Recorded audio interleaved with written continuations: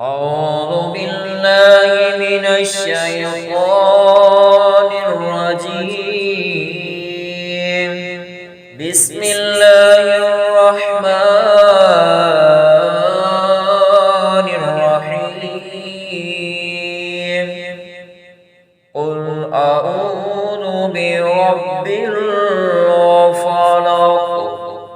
من شر ما خلق ومن شر غاسق إذا وقب ومن شر النفاثات في العقد ومن شر حاسد إذا حسد.